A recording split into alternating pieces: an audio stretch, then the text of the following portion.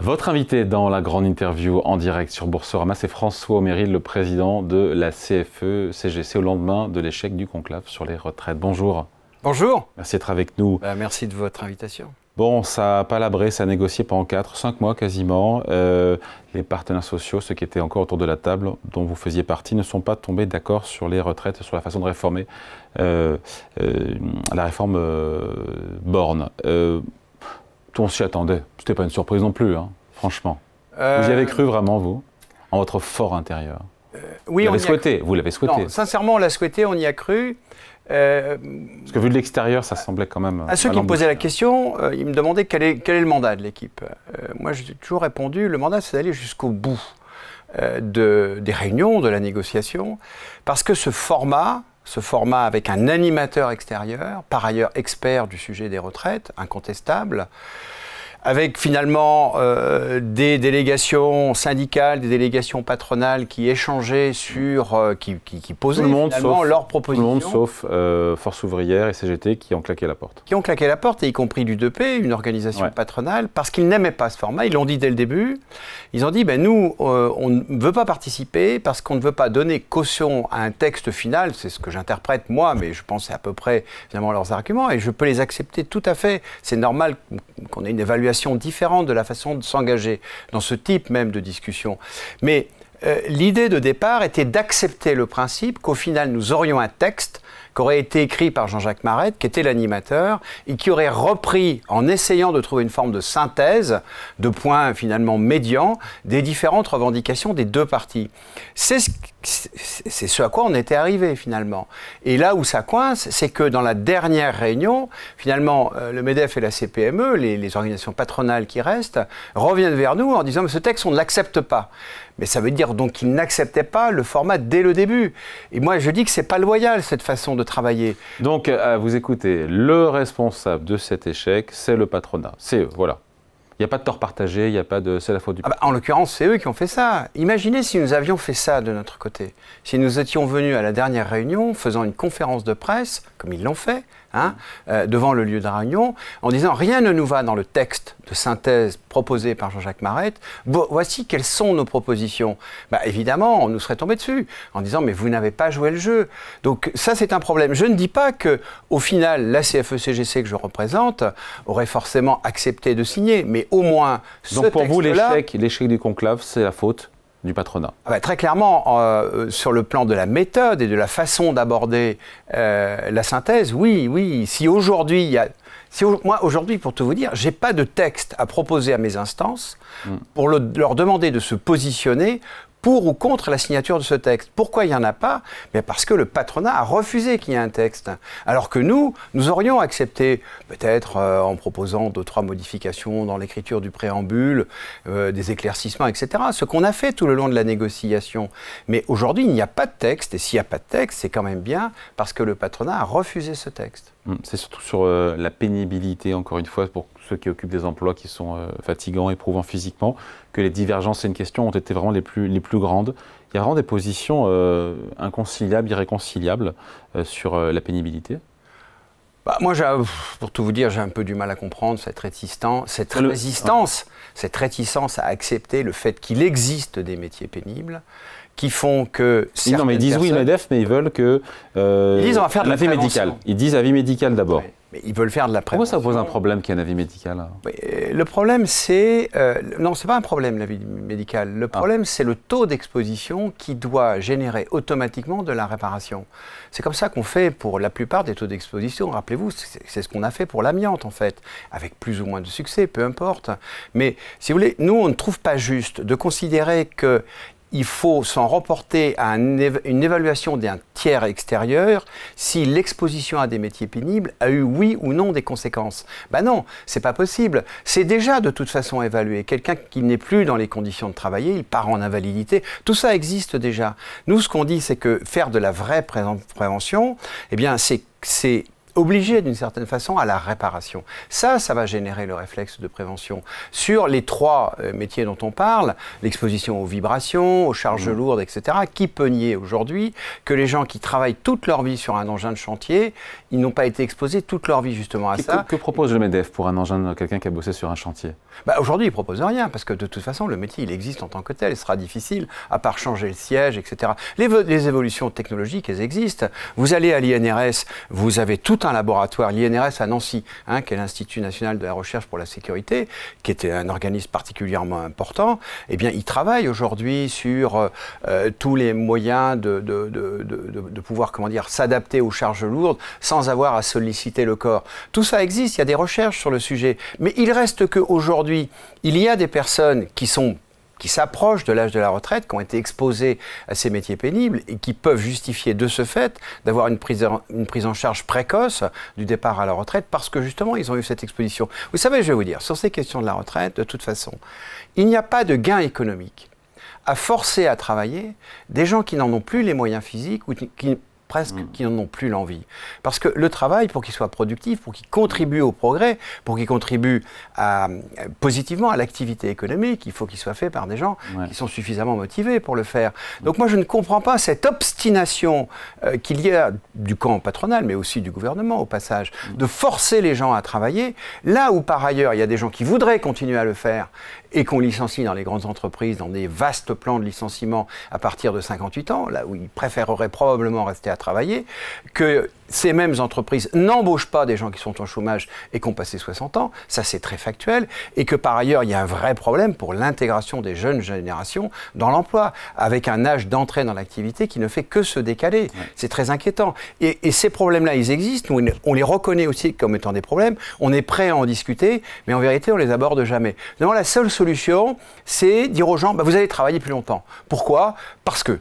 Mais non, il faut être un peu plus subtil que ça dans les analyses. Regardez ce qui fait système en France, qui pose problème, qui en est responsable et comment on peut agir de façon efficace pour aller vers une meilleure harmonie dans le monde du travail. D'autant que des concessions ont été faites par chaque camp. Côté syndicat, la CFDT, vous peut-être aussi, ont accepté de ne pas revenir sur les 64 ans, de ne pas remettre en cause la règle des 64 ans. Ça, c'était une concession faite par les syndicats. Alors, en tout cas, côté CFDT. En fait, chacun a son narratif. On peut dire que c'est une concession. Pour ce qui nous concerne, c'est une concession au format du conclave. C'est-à-dire que si nous, à la CFE-CGC, on rentre dans le conclave en disant, quoi qu'il arrive, on veut qu'à la fin, dans le texte, il y ait un retour à 62 ans. À ce moment-là, on n'y va pas. Voilà, tout simplement. Au moins, on dit les choses, on dit on n'a rien à faire dans ce format-là, on va appuyer sur d'autres boutons. Dès le début, on n'est pas dupe du fait que de toute façon, cette porte-là n'est pas ouverte. Donc, qu'est-ce que moi je dis? Cette réforme à 64 ans, elle est mauvaise. Mais elle n'est pas juste, elle n'est pas équitable. Quand vous voyez nos autres pays européens, les voisins qui sont à 65, 66 ans, 67 ans, vous vous dites pas quand même qu'on est... revenir en arrière, enfin je veux dire, c'est pas on fait de marche arrière quand les autres, eux malheureusement, on peut le déplorer, mais si tous nos voisins européens qui ont des niveaux de vie qui nous sont semblables vont vers un départ à la retraite plus tard, c'est qu'il y a un sujet, non? C'est un sujet, moi je veux bien qu'on l'examine, j'ai pas de problème par rapport à ça. Je dirais simplement que s'agissant des voisins européens, déjà le modèle n'est pas le même. Quand on dit par exemple que tel pays est passé à 67 ans, c'est pas un âge légal de départ, c'est un âge pivot qui fait qu'on peut toujours partir avant, mais avec une certaine décote. Comme par hasard en France, on n'examine pas cette possibilité-là.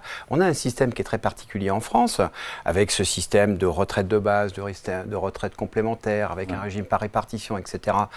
Tout ça, on le regarde de façon sereine. C'est pas si complexe que ça, mais on peut pas comparer comme ça, un peu comme un fétiche finalement, les âges tels qu'ils sont communiqués, parce que ça ne... L'âge effectif d'ailleurs, l'âge effectif en France, c'est l'âge effectif qu'il faut regarder. C'est 63 ans aujourd'hui. Aujourd'hui, on a dépassé les 63 ans. Dans le privé ou dans l'ensemble?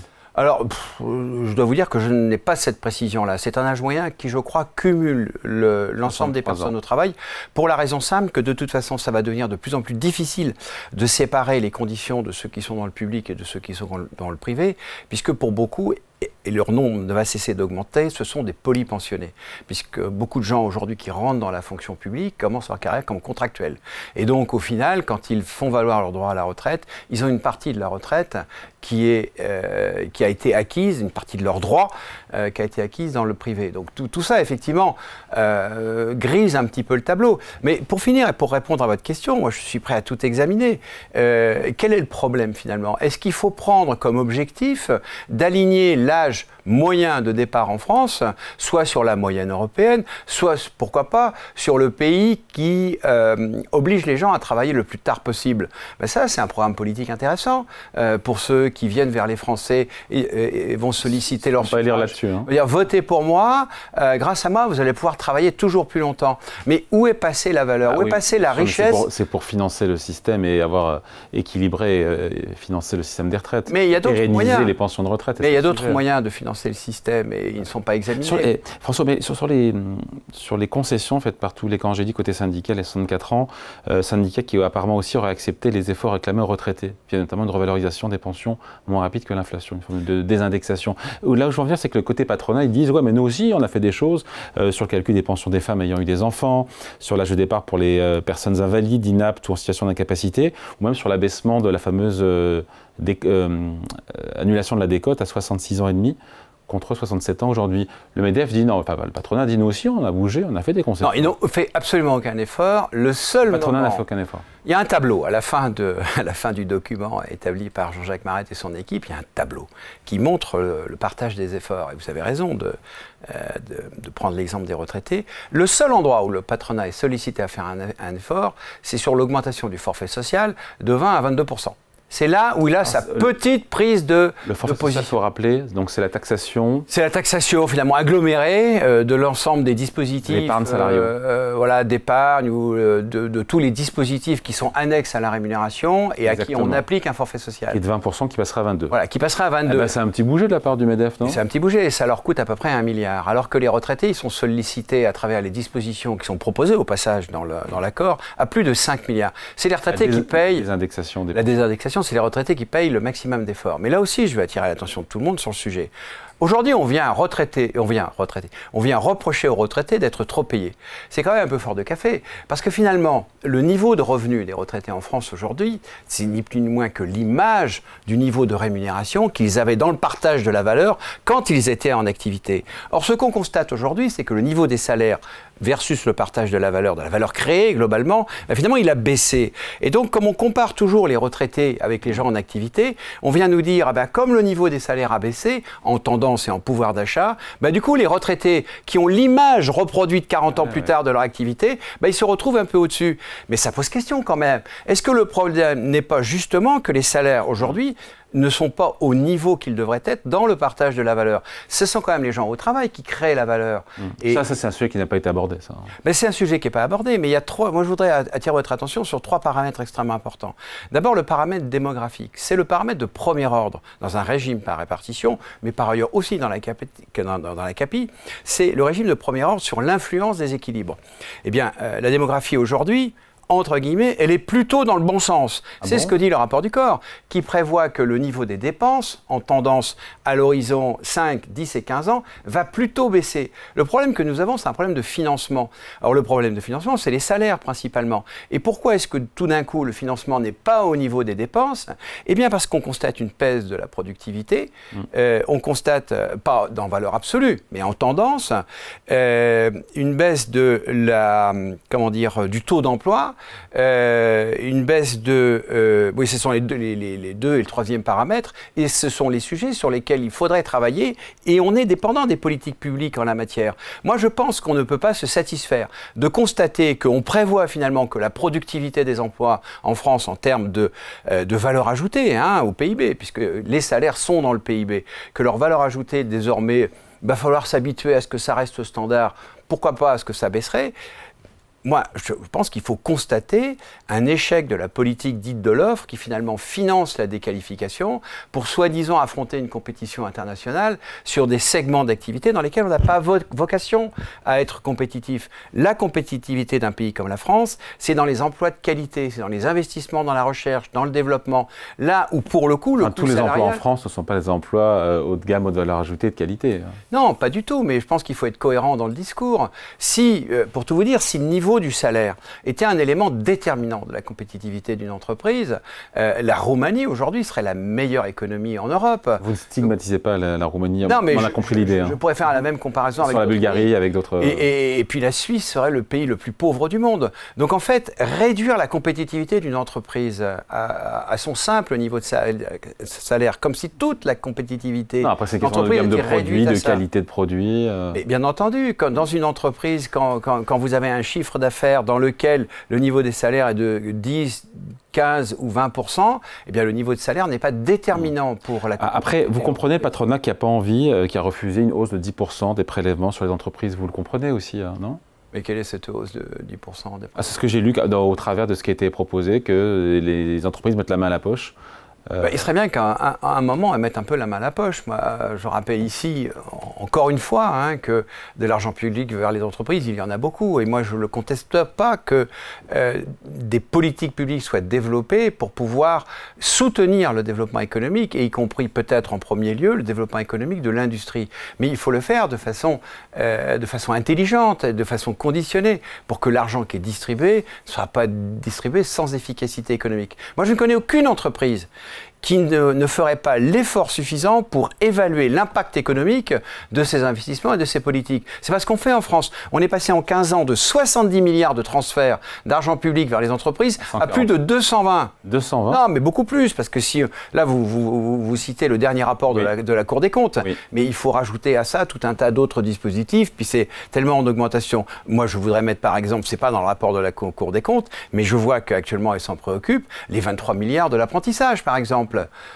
Dont l'efficacité économique est encore à chercher. François Méril, quand François Bayrou affirme que les partenaires sociaux sont passés très près d'un accord, vous étiez vraiment près du but? Parce que vu de l'extérieur, ce n'est pas le sentiment qu'on a. À la fin, il y avait un texte. Je veux le redire, il n'est pas garanti que nous l'aurions accepté, puisque dans notre organisation, c'est nos pratiques, on se retourne vers nos fédérations, le comité directeur, et on demande aux gens de se positionner. Mais au moins, on aurait pris nos responsabilités. Et à la fin, on avait un texte. Donc effectivement, on n'est pas passé loin d'un texte définitif sur lequel... Peut-être que personne, au final, ne l'aurait accepté, côté syndical, peut-être que tout le monde l'aurait accepté.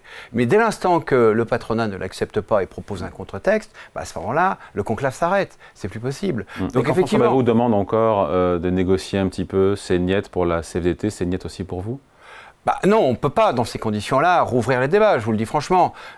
Soit les organisations patronales nous disent « bon, ok, on revient sur le texte et puis on regarde ce qu'on peut faire dans les détails ». Parce qu'ils ont proposé un contre-texte. Nous, on a proposé le nôtre. C'est normal, on ne va quand même pas, à partir de ce qui est déjà une synthèse, rebasculer du côté de la délégation patronale qui, par ailleurs, est restée plutôt discrète dans la négociation, comme si elle observait pour, au final, taper du poing sur la table. Vous allez envoyer au Premier ministre tous les points de friction, c'est ça? On s'est engagé à le faire, nos trois organisations qui sont restées jusqu'au bout. CFDT, CFE-CGC. Et la CFTC, oui, voilà, et on va lui refaire une synthèse. Vous savez, François Bayrou, Premier ministre... C'est un échec pour lui, hein. C'est lui qui a invité les partenaires sociaux à discuter. Il fait de la politique, hein, il en fait depuis le début. Il a ouvert cette session du conclave parce que c'était un peu son assurance vie par rapport au Parti socialiste. Par rapport à l'Assemblée, voilà, un peu vis-à-vis de la censure. Moi, je trouve que c'est assez habile comme procédé. Et puis par ailleurs, ça nous a ouvert un espace plutôt intéressant et constructif pour travailler dans un autre format que le format habituel. On a joué le jeu jusqu'au bout. Aujourd'hui, ça ne débouche pas. Du coup, c'est François Bayrou qui est fragilisé. Et donc, il tente de réagir, effectivement, pour imposer sa méthode. Comment elle se termine, cette histoire? Comment ça se termine politiquement, cette histoire? J'ai envie de vous dire qu'à partir de ce stade, moi, ça ne me regarde plus tellement. Effectivement, l'affaire va revenir désormais entre les mains d'une confrontation entre François Bayrou et l'Assemblée nationale, toutes tendances confondues. Moi, je ne sais pas comment ça se termine. A priori, le RN ne voterait pas de censure. Oui, voilà, je n'ai pas de commentaire à faire dessus. Parfois, les politiques ont du mal à comprendre comment fonctionnent les syndicats.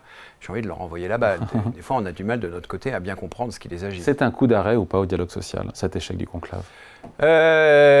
C'est pas un coup d'arrêt, mais je dois vous dire que je suis assez pessimiste en fait pour l'avenir, parce que c'est pas la seule négo en cours. Il y en a une autre sur les transitions professionnelles, qui est une négo très très importante et qui s'annonce très médiocre au final. Moi, ce que je trouve, c'est que les négociations qu'on vit depuis plusieurs années, peut-être depuis presque 10 ans, un peu moins, on va dire depuis 6-7 ans, sont des négociations qui sont déséquilibrées. C'est-à-dire des négociations dans lesquelles le camp patronal n'a pas de risque au fait qu'il n'y aurait pas d'accord. Finalement, c'est les syndicats qui prennent tous les risques. Moi, je veux rappeler un truc important, c'est que nous, quand on signe un accord, et on en signe beaucoup, on est extrêmement engagé dans les négociations, des entreprises jusqu'au niveau interprofessionnel, on prend un risque vis-à-vis des gens qu'on représente, qui peuvent nous dire, bah, finalement, vous avez tout lâché. C'est bien gentil d'aller à la négociation, de proposer des petits bouts d'avancée par-ci, par-là, pour jouer le jeu, entre guillemets. Mais il y a un moment, il faut que tout le monde s'y retrouve. Et moi, je pense que les organisations patronales pourraient aussi le comprendre. J'entends toujours le même argument de la part de Patrick Martin, et je lui en veux pas de ça. On s'entend plutôt bien, par ailleurs, et je le respecte beaucoup. Mais finalement, il n'a que ce seul argument. Il ne faut pas alourdir le coût du travail. Mais cet argument n'a pas de sens. Définitivement, il faut le dire, puisque le niveau de rémunération versus le chiffre d'affaires est extraordinairement différent suivant les pays. C'est pas ça qui fait la compétitivité d'une entreprise. Ce qui fait la compétitivité, ça y participe bien sûr. Oui. Ce qui fait la compétitivité, c'est la stratégie, c'est le développement des spécialités, c'est le marketing, c'est l'activité commerciale. C'est pas si simple que ça. Ceux qui disent qu'il n'y aurait qu'un seul marché et que le prix c'est le même partout, qu'on soit en Azerbaïdjan ou au Chili, ben, enfin, ils ne savent pas ce que c'est que l'économie et comment ça fonctionne. Moi j'en viens, j'ai fait toute ma carrière dans l'industrie et je peux vous dire que c'est ça qui fait toute la différence. Avoir des équipes motivées, qui soient capables d'être dans l'inventivité, dans l'adaptabilité aux variations du marché, avoir les investissements nécessaires, avoir la stratégie et le marketing adaptés, à pouvoir s'adapter à l'environnement. C'est ça qui fait la compétitivité. Certes, le salaire, il compte un peu, mais vous savez, à de plus en plus mal payer les gens. On ne gagne rien sur le plan économique. C'est comme exactement forcer les gens à travailler à partir d'un moment où ils n'en ont plus ni la force ni l'envie. Qu'est-ce qui ressort de positif de ce conclave? Et on finit là-dessus. Moi, je trouve qu'il y a une chose qui est positive. Il y a deux choses, en fait. C'est que d'abord, on a fait un test grandeur nature d'un format que, pour ce qui nous concerne, on a souvent sollicité dans la négo nationale interprofessionnelle. C'est-à-dire un moyen par lequel on fait une négociation plus équilibrée avec un animateur extérieur et un cadre dans lequel c'est pas le même. Jean-Jacques Mariette, il faut rappeler qui c'est juste. Ben, c'est quelqu'un qui a occupé des fonctions importantes dans les régimes de retraite et donc qui a pour le coup une expertise sur le sujet et qui n'est pas taxé d'être pro-syndical. Voilà, quand vous regardez son CV, vraiment, alors il est en retraite, donc il a été rappelé pour cette mission. Il est en retraite dans la Manche, un pays que je connais bien, donc je le salue à cette occasion, puisqu'il va être renvoyé à ses vacances chez lui, qu'il en profite. En plus, il fait beau en ce moment. Donc, non, mais moi, je trouve que ça, c'est le point positif. On a testé un format dont moi, je dis qu'on a pu tirer un parti extrêmement important en termes de fluidité et surtout d'évolution et de qualité d'un texte au final, même si, là encore, il n'était pas emporté que tout le monde allait le signer. Et par ailleurs, moi, ce que je trouve intéressant, c'est qu'à cette occasion-là, on a rendu public et on a objectivé tout un tas de paramètres. Il y a eu le rapport de la Cour des comptes, moi je pense que c'est une étape importante. Il y a eu un certain nombre de clarifications, elles étaient nécessaires et elles ont été faites de façon assez transparente. Vous savez, la négo, souvent, parfois, ça se fait dans une pièce un peu fermée, avec des suspensions de séance dont il ne transpire pas grand-chose. Là, il y a quand même eu une mise à disposition du public de l'évolution des débats, des postures de chacun. Moi, je trouve que ça, c'est plutôt un acquis positif. Il va falloir réfléchir dans les formats à venir si on ne peut pas s'inspirer de cette façon de travailler. Dernier point, parce que j'ai oublié de vous poser la question, François Meril. Je sais que c'était une pomme de discorde avec le patronat. Les solutions pour équilibrer le système des retraites à horizon 2030-2035, ça passait pour vous uniquement par des hausses de pression fiscale? Alors, ce que vous appelez la pression fiscale, c'est la hausse des cotisations. Moi, je vais vous répondre très simplement. À la charge donc des entreprises? Non, pas du tout. C'est une question. Hein, partage des efforts. C'est quoi le partage des efforts? Les retraités les entreprises, pour le coup, les employeurs, les salariés. Il y a un sondage qui nous dit que 75% des salariés seraient prêts à payer 1%, un point de cotisation supplémentaire pour pouvoir partir 1 ou 2 ans plus tôt. Donc on ne demande pas l'avis aux gens. C'est drôle ça. C'est intéressant. Et moi je dis qu'il faut partager l'effort. Aujourd'hui c'est les retraités qui sont convoqués à tout payer. Moi je ne suis pas d'accord avec ça. Je pense que les retraités, que je connais bien par ailleurs. Un point de hausse de cotisation sociale, si vous partagez, salariale. Non, mais il faudrait partager l'effort. Il faudrait aussi que le patronat s'y mette. Il n'y a pas de raison. Or, aujourd'hui, pratiquement, c'est l'écrit. Mais vous vous rendez compte, vous m'augmentez de 1 point la cotisation retraite, on va fermer toutes les boîtes. Mais ça, c'est faux. Aujourd'hui, en France, on a un taux de faillite des petites boîtes qui est inédit. Vous le savez, vous le commentez souvent. Et c'est très préoccupant. Mais ce n'est pas à cause des salaires qu'on le fait.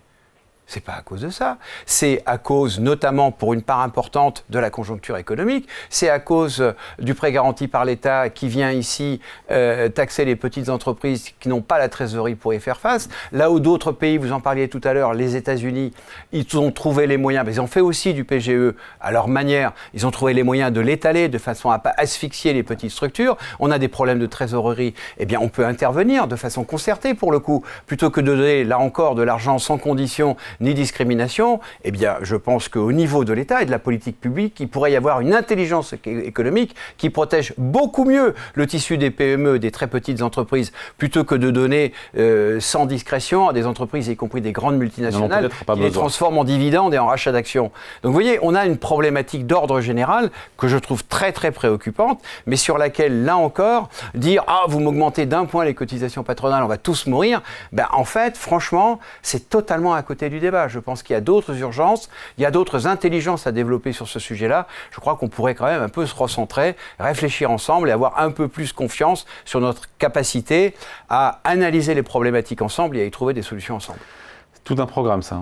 Tout un programme, vous avez raison. Allez, merci beaucoup. Entretien avec François Aumeril, le patron, président de la CFE-CGC, invité de la grande interview en direct sur Boursorama. Merci à vous. Merci.